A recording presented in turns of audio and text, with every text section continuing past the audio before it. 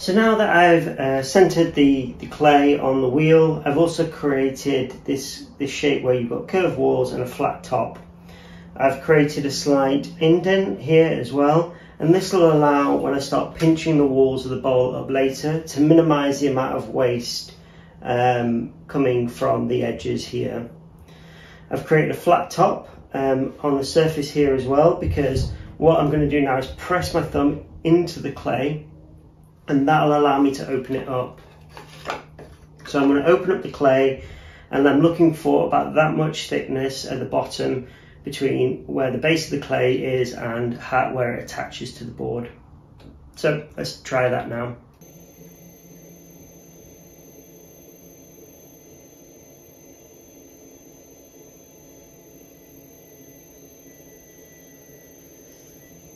So I think I've got that roughly the depth I need, so I'm going to use this pin here to check now. So I'm going to place the pin in and then stick my hand in and hold where the top of the clay starts, and that will show me the depth.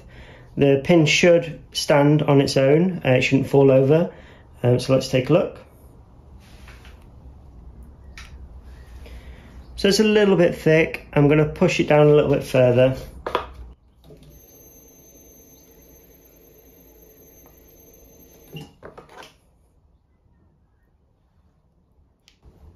And that's right about height. So now what I want to do, now that I've opened up the clay, I'm going to pull the clay out and open it up a bit more.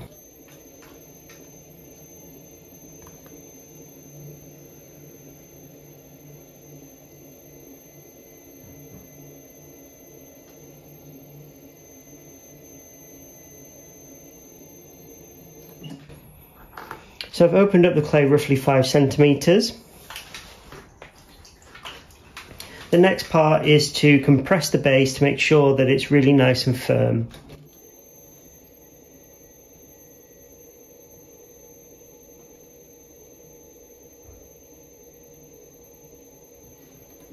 What I've also done is create a very sharp angle between the base and where the walls start, and this will allow me to pinch it relatively easy in a minute. I've noticed that there is a slight wobble, so I'm just going to come in and correct that.